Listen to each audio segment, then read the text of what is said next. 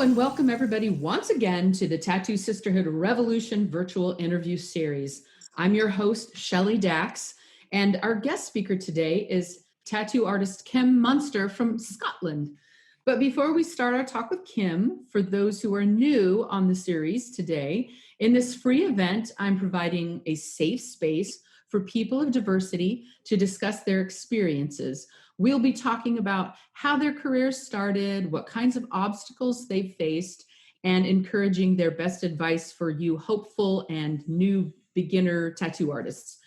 Myself and this group of wonderful entrepreneurs and artists hope to share support and encouragement to lift your inspiration level and show you that a tattoo career can be done on your own terms without compromising your values.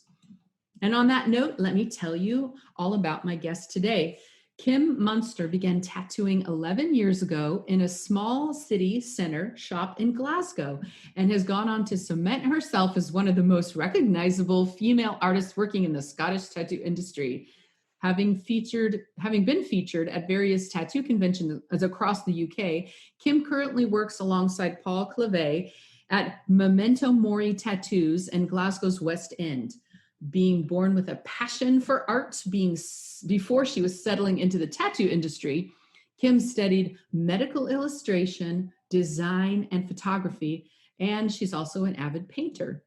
This adds to the unique style which Kym is most known for around the world, and she regularly accepts bookings with international clients. The passion for art doesn't end with tattooing. Kym likes to spend most of her free time experimenting with other artistic mediums. The rest of her free time is spent running around after 3 house cats. Welcome, Kym. So thrilled you joined us today. Hi there. Thank you very much for having me. Oh, man, I'm so happy to talk to you. So let's just start by talking about how long have you been tattooing and how did you get started? So it's almost about 11 years I've been in the industry. The first couple of years, you'll know yourself. A lot of it's just learning and apprenticing and watching other people. And then years later, you can kind of sort of hone down what your inspirations are and develop your own style. So for me, I was brought up by my adopted grandparents and my uncle had tattoos. So it was a day-to-day thing, me seeing Kenny with tattoos on his arms. He had tattoo magazines.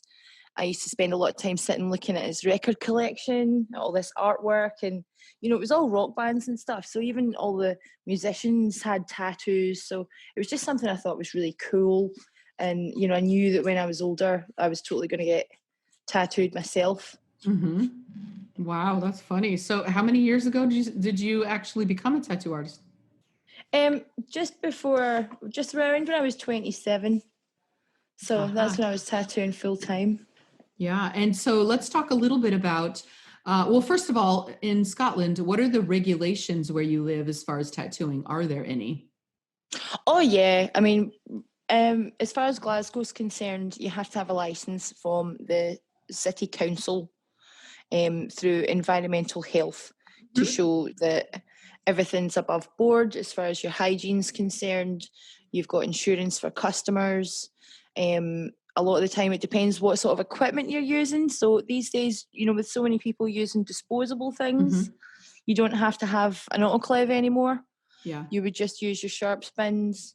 So you need to be able to sort of show the council and the hygiene department that, you're not posing any risk to health and safety. Someone will come out and check everything's hunky-dory. And a lot of the time they'll kind of watch you set up and break down as if you were going to do a tattoo, just for cross-contamination, so you're not putting gloves on and then touching other things.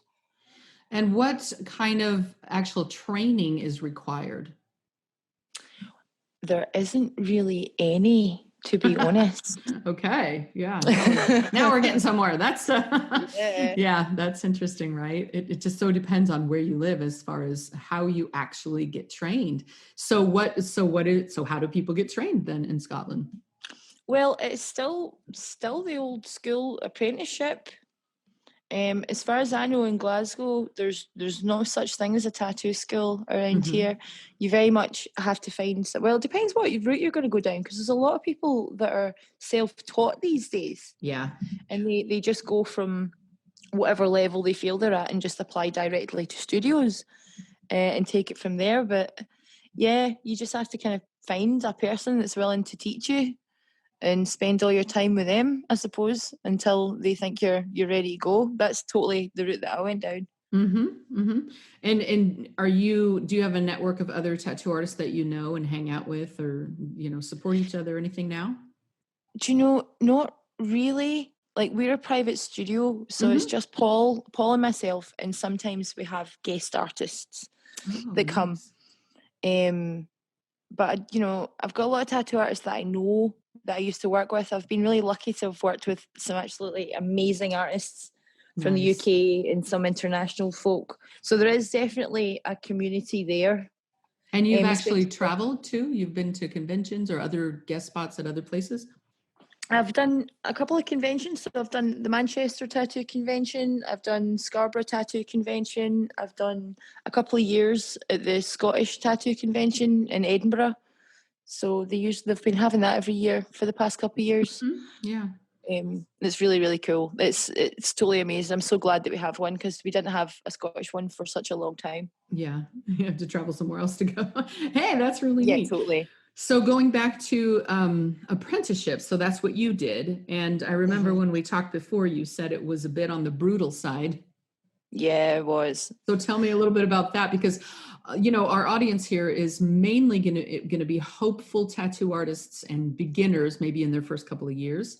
So I want to talk about, like, how do people get into this industry, because that's part of the challenge sometimes. Oh, definitely.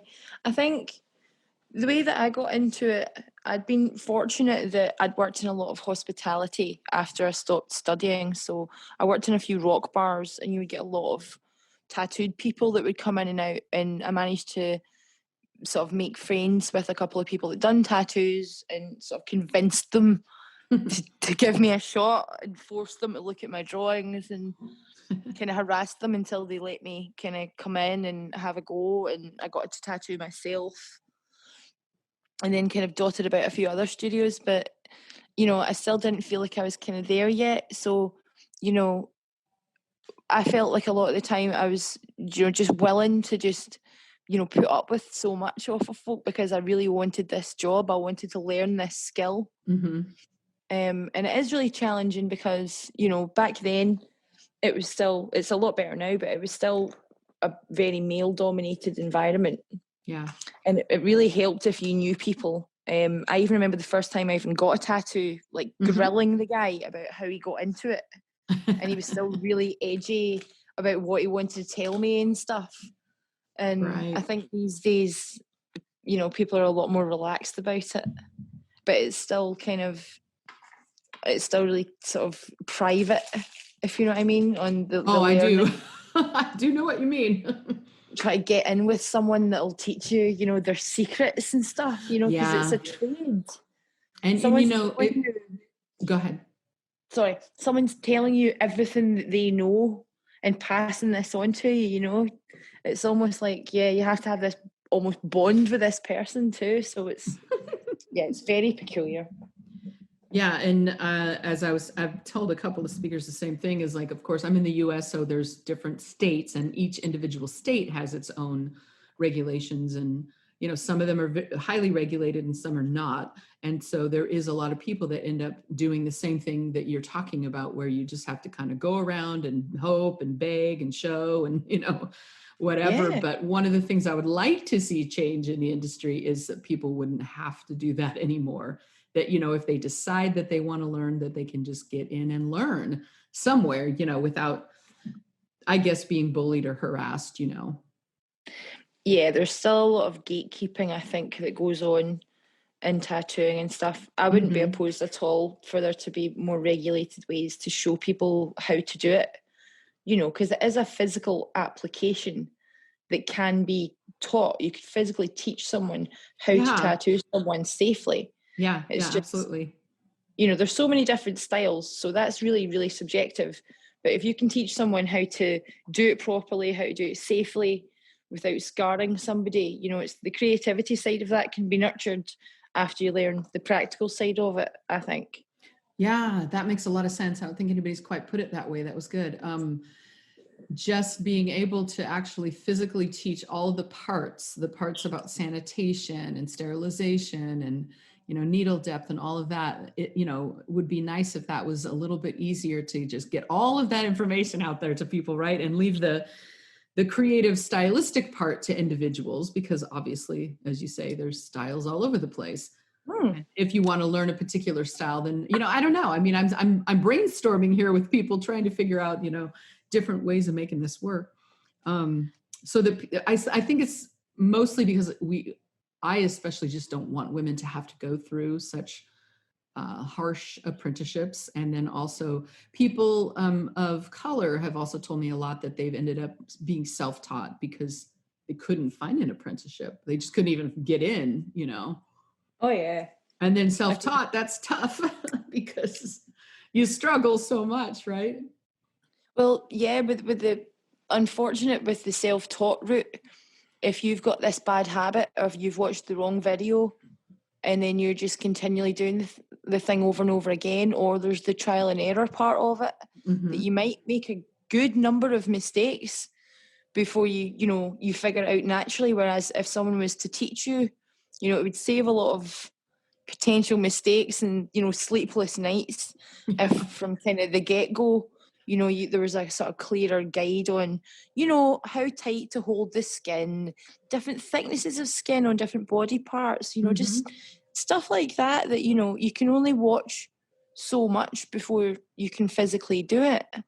But I mean, you know, you'll know yourself, like all the different products now that people can use to learn your synthetic skin. There's even brands that have made like anatomically correct hands and forearms and feet that's all made of tattooable material.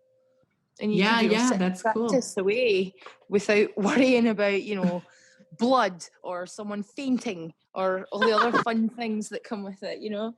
Yeah. Oh my gosh. The first time somebody fainted on me, I remember just freaking out a little bit. Oof. Oh, yeah. It's no fun. Yeah. You try to catch them before they hit the floor, right? Yes. Fun times. Yes. So there actually is a product called Real Skin, REEL Skin, Real Skin, and it is made in the UK actually. And I'm not a sponsor, you know, or anything. I mean, I just like it because it works really good, and it actually has a little bit of stretch to it, so you can practice stretching the skin. See, that's cool. Yeah, it's pretty cool. It's a really good idea. Yeah, so there's a lot of, and also, of course, as you know, you've been in it for 11 years. You've seen so many changes and so many better products and inks and machines and aftercare. You know, it's been really nice to see that all of that kind of explode. Oh, yeah. I mean, the times have to change. I mean, tattooing is so popular these days. If you look at all your other cosmetic procedures that people frequently get, it's really not got that kind of stigma to it that it used to have. People get their lips done, they get eyeliner done. You know, people are even getting freckles tattooed on them. I know. I've seen that lately. You know? That's pretty funny, right? It's came, you know, leaps and bounds, and it is really good that they're, you know, changing the quality of the ink and needles and everything. It had to kind of move with the times. I mean, not everyone wants to make their own shading ink now, or even make their own needles and stuff. Did you learn how to do that? I remember having to do that. I did actually too. Yeah. Your solder and everything, you know. Yes. In a place that had no ventilation, which was terrible. And it's just, you know, sitting twiddling away for hours, or, you know, even your old school machines, people kind of expected you how to be able to fix a machine that broke and change capacitors and stuff, which is something I've never done. Yeah, Kym, I had such a struggle with machines too, and I used coils for years, and that was probably my biggest challenge, was machine getting out of whack and then not knowing what to do about it because I wasn't really mechanically inclined, you know. And and so I do love my rotary now. I really do. I use the rotary too. Yeah, it's so easy to use. I just But find you can use it so well, like a pen, and it's so lightweight. It really makes a difference, I think. yeah, for sure. So, what gives you the motivation to keep going in this industry, even when things are a struggle? Well, my motivation kind of it's changed actually quite a lot for me lately, because now I feel that it isn't just for me anymore. Like before, it was me, and I wanted to be a tattoo artist, and it was my Hmm. artwork and my statement and my contribution to art and stuff. Whereas with the more people getting tattooed these days, you meet all these different people from all these different walks of life, and it's so important to people. Sometimes it's not just a cosmetic thing, Hmm. and Yeah. that's what it means to me now. It's providing this personal service for somebody for whatever reason they're getting this tattoo done. You know, they're trusting me with their skin, they're trusting me with whatever memory they're sharing, you know, this personal stuff. Yeah. That's kind of what it means to me now, that I've kind of changed my style a little bit. It tends to attract certain types of people, which is really cool. Well, tell Do me you know what I about mean? that. Well, I mean, you just brought up something that I really want to talk about, but then I want to hear about this too. Other people have talked a lot about the client experience and how much they're trying to focus more on that because Yeah. of the fact that so many years it was like it's all about me. I'm a rock star. Look at me. I'm a tattooer. Woo. Yeah. And then now it's starting to shift, which I'm super happy about, where people uh, they're thinking about the client and they're thinking about what this means to them and that it can be a healing experience and all of that. Yeah. It sounds like Oh, you're thinking of those things too. oh, definitely. It is really important. I remember being absolutely terrified by the first couple of tattooists that worked on me Yeah. years ago, because you didn't want to say anything, you didn't want to breathe, ask to go to the toilet or move or anything, because you know you're just frightened you're going to get shouted at. Whereas it's not. That's not on. You wouldn't speak to anybody else like that in any other Yeah. professional service. Isn't that If you were weird? going to get your nails done or your massage done or get your eyebrows done, you know, if someone was like, well, sit down and shut up, Right. you know, you wouldn't stand for it. It's interesting, even in like, the nail salons around here and stuff, they're serving wine and they're, all kinds of things like to help it be even better of an experience for the client, because that's Oh, what people yeah. want. And then there's been a couple of people, one of the other speakers on the interview series is named Justine Sarabrin, and she lives in California. And she was telling me that she wanted to make her studio just very lovely and welcoming and like candles and have a place for clients to sit and look at a little waterfall, all these kinds of things. Yeah. And I'm like, that is amazing. I love that.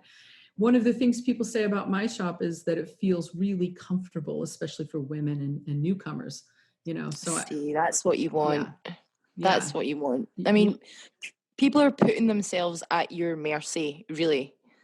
You know, stages of undress, you're having people lie mhm. in awkward positions and you're hurting them. You know, people need to be able to kind of, you know, accept the tattoo is kind of going to hurt, but if we can do anything to make it the easiest of experiences for them, you know, and it's so nice for people like returning customers. I've got clients that bring their kids in now that their kids are of age to get tattooed because they want me to do it because I've done all of their tattoos and their sister's Oh, tattoos, and wow.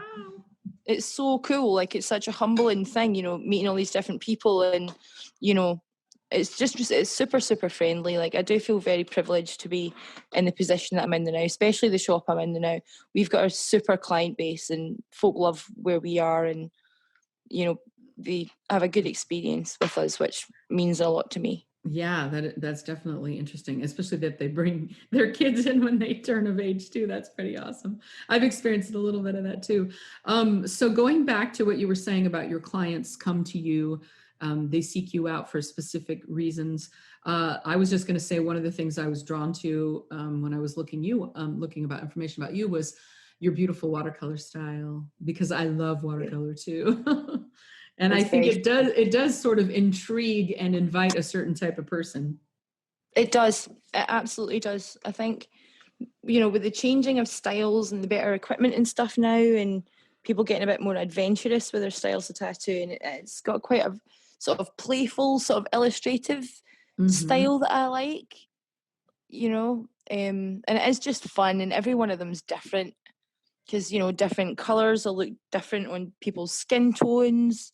Splashy bits will look different on different parts of the body.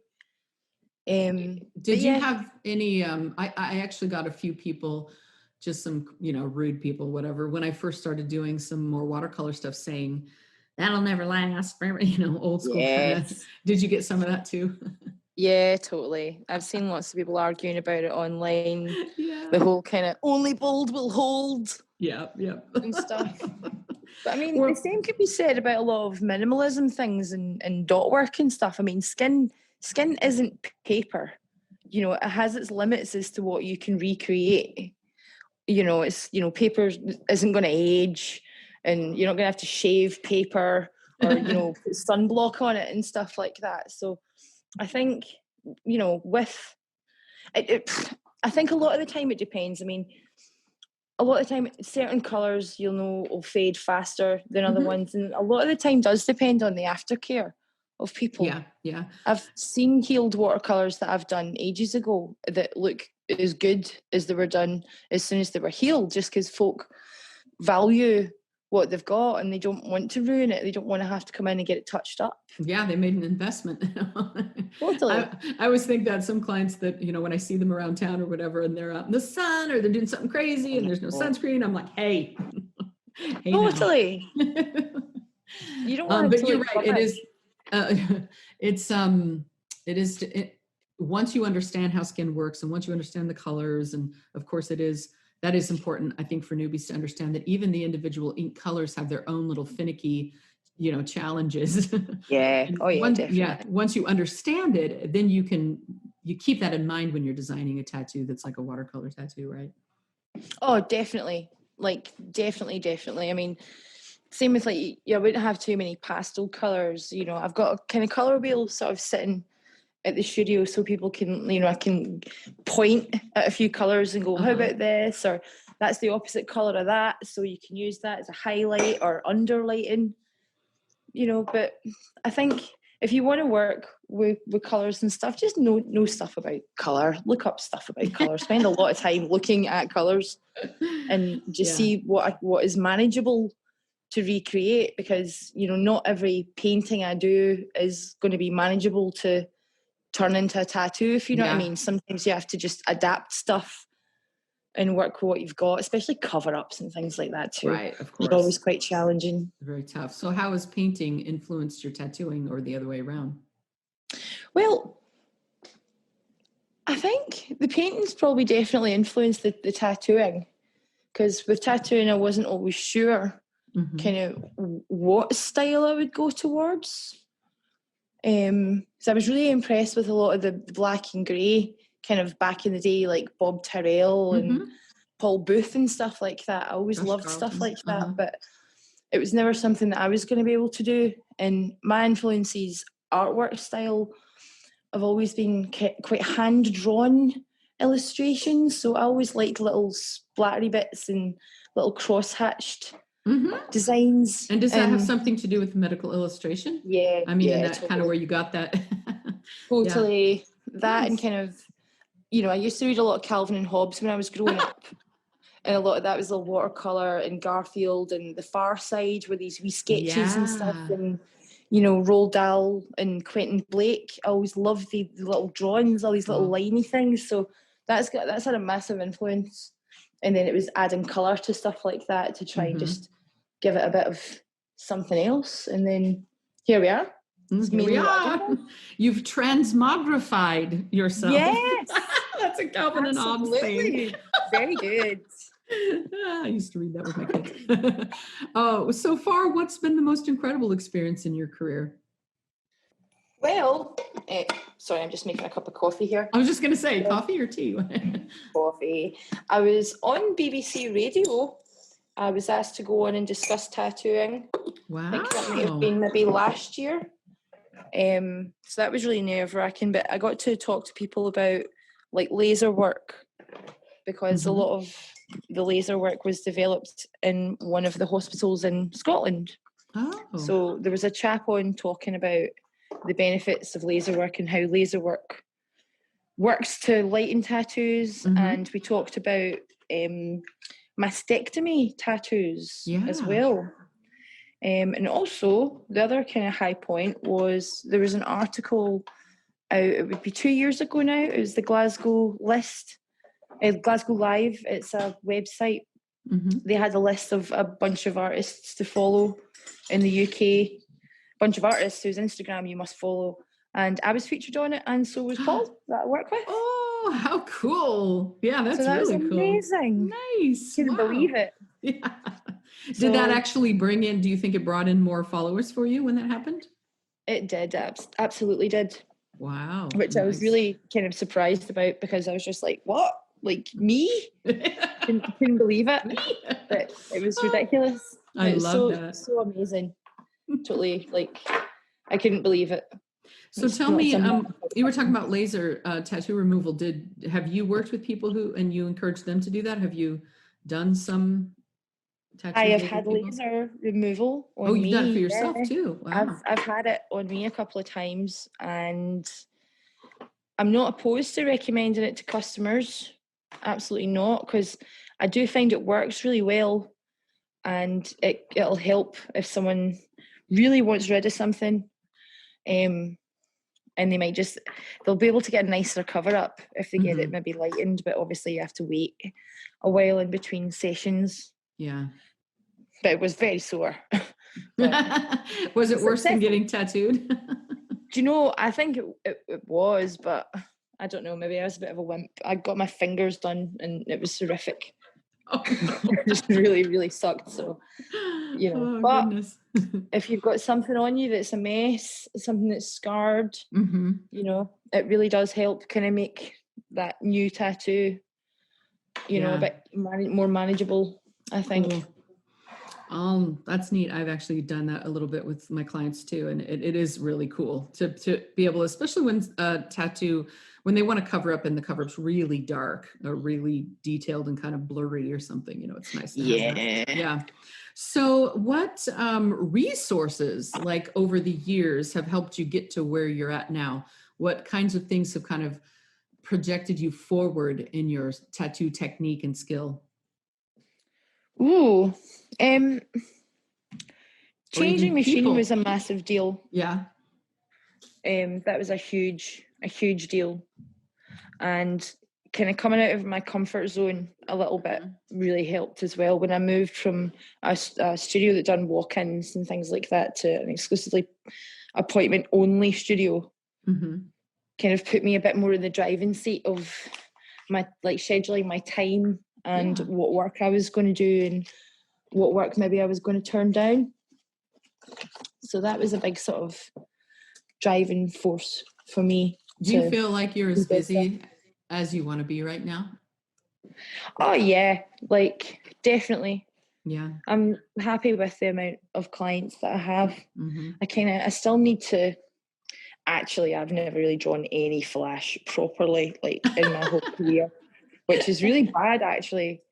So I'd actually like to do that for once.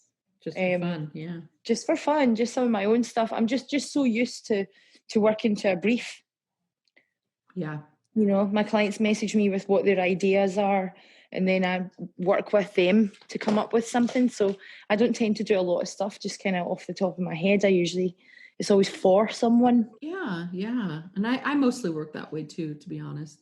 I mean, occasionally I've drawn some flash and other things, but yeah, mostly. And I feel very fortunate. It's taken me a while to get here. I'm sure it took you a while to get there too. Oh yeah.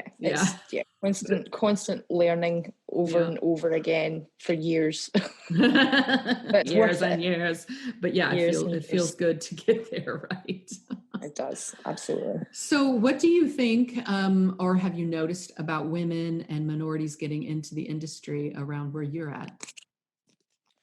Well, it's probably mainly, I've noticed there's been a huge rise in female tattooers in the time that I've been in. In Glasgow, though, not so much with people of colour. It's definitely something that I've noticed. And I have no idea why. It's a very, very white industry, tattooing. Yeah, it is actually. I've heard that from a lot of speakers, and even the area that I live in, which is Oregon in the United States. The area I live in, I'm outside of the Eugene area, and I was just talking to somebody the other day that it's very white here too. I haven't really had the opportunity to tattoo as many darker skin that I would like, Mm-hmm. and and so it's been really cool to talk to some other women of color in the industry and interview them too and talk about their experiences and how we can learn more about tattooing different skin tones. Oh, absolutely. Yeah. Yeah. No, Something we don't all understand. no, But it is that's the nice to biggie. know way more women are getting into the industry. I love that because it feels different now. It feels like there is some transformation happening. I completely agree. Hmm. It's moved so much. Like I don't find people find tattooing as intimidating as they once did. Yeah, as it used to be. So what advice would you give to women coming into the industry, whether or not they're young or even if they're older? I would say do your homework and be confident about your artwork. Nobody's perfect. You can't please everybody. Hmm. But if you know what you want and if this is something that you want to do, there's tons of online resources. And I would definitely do things like get tattooed, go to conventions, read books about tattooing, read about the history of tattooing. Just know as much about it as you can and, let your sort of creativity go. Yeah. I think confidence is the main thing. I had a massive issue with that and still kind of do actually about Hmm. self-confidence. I think everyone that's a creative type will always they'll never really be happy all the time with Hmm. what they do. Hmm. I think, Perfectionists. yeah, well, yeah. And I think if I'd maybe kind of been a bit more sure about the sort of style that I wanted to do back then, I would kind of caught up with myself a bit quicker. But, it is what it is. And it's taken this amount of time. And I've done my time doing like walk-ins and lots of little things like that. Hmm. And I You've done think your time. sometimes It's a I've funny done my way of putting it. time. I've done my time. I have. And I think sometimes if you could maybe skip that, it would be a lot easier. I think if it wasn't that kind of, eagerness to want to please the person that's teaching you, Mm-hmm. which I do feel like I still had a lot of, I don't think everyone has to go through like the whole history of tattooing. I don't think you necessarily need to do little bits of writing or traditional tattoos or Mm-hmm. Yeah, stuff like that to then be this legit tattooer. I I don't think you have agree. to do every style to then go, see, I'm competent. Now am I allowed to do my own thing now? Yeah. That's kind of how I felt. Well, what's surprising a lot with some of my students who've graduated and gone out to work at other studios, they did start out a lot of them have started just doing their own thing from the beginning. And I think it's partly because they spent years drawing and drawing and drawing. And so they have a lot to show for what they've done.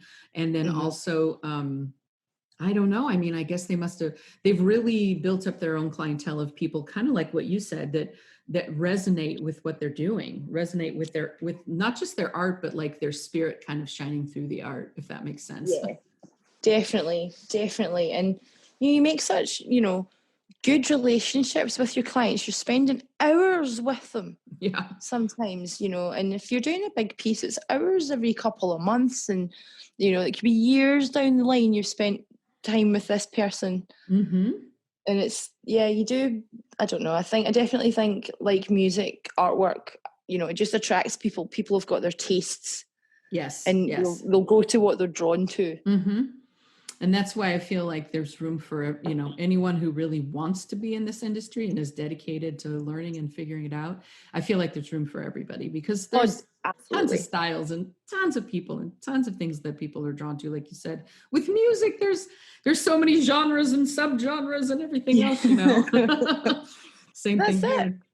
So what That's jobs have you done other than being an artist? apart from being an artist. Yeah. I've worked in pubs and nightclubs and call centers and kitchens. I tried to sell kitchens on the phone for a bit once. I was a debt collector on the phone for a bit once, which that was must have been a toughie. hideous. Done inbound phone customer service. So you've Lots done it all. Crappy things. You've done a lot Lots of really meaningless things until tattooing kind of saved me. Yes, yes. So what do you think tattooing with integrity means to you? Tattooing with integrity. Mm-hmm. That's a very good question. I think being professional through and through and having integrity and being able to communicate with people is a very good thing. You need to be approachable and you need to be a good listener. And that's half the battle. People want to know that you're listening to them. They want to know that you're taking them seriously. Mm-hmm. And we need to stand by things that we want to do and things that are better for the customer at all times. Yeah, definitely. That's good. That's really good. So is there anything that I haven't asked you that I should have asked you? any bit of wisdom or bit of magic you want to share? Bit of wisdom. Or even some fun, crazy experience that you've had in the industry? In the industry? Well, no, I don't know. That wasn't really me. I watched a really cool limbo competition at the Scottish Tattoo Convention. Oh, seriously? Limbo, that's fun. There was a guy that looked like Jesus that won it. So it was incredible. Oh, that's funny. And how about coming up in the next couple of years? What goals do you have for your career? Well, I want to kind of tighten up my style a bit, actually. Like, yeah, I think I've been getting a bit muddled lately, so I want to spend some time sitting honing down some more sort of, I don't know, just tweak my style a little bit. I don't feel that it's quite there yet, so I want to spend some time doing that, and I'd like to release some prints. I've been doing a lot of commissioned paintings for people, which is totally amazing. So I'd like to keep doing things like that. Yeah, that sounds awesome. That sounds so much fun. Speaking of that, speaking of that, you do have a little gift to give the listeners. You want to tell us what that is? I do. It's a robin print that if they would like to download it, they can use it for maybe either to practice a watercolor tattoo or whatever they would like with it. They could print it out. Great. Well, thank you. That's really nice. So listeners, if you want to take advantage of Kym's gift, then you can just go to the event page and click on the link that's next to her beautiful photo. I really appreciate you talking with me today, Kym. You're very, very welcome. Thank you very much for listening to me. Oh, of course. And I hope we get to talk again for sure. I want to put together a book about women tattooers from around the world. And I'm definitely going to contact you again so we can talk some more. That would be fabulous. I would love that. Awesome. Thank you so much. My pleasure. Take care. Thank you. To our listeners, your next interview will be delivered to your inbox. And don't forget, you have access for a full 7 days after each interview is released to listen. I look forward to joining you in our next session. Until then, be feisty, stay kind, and get creative.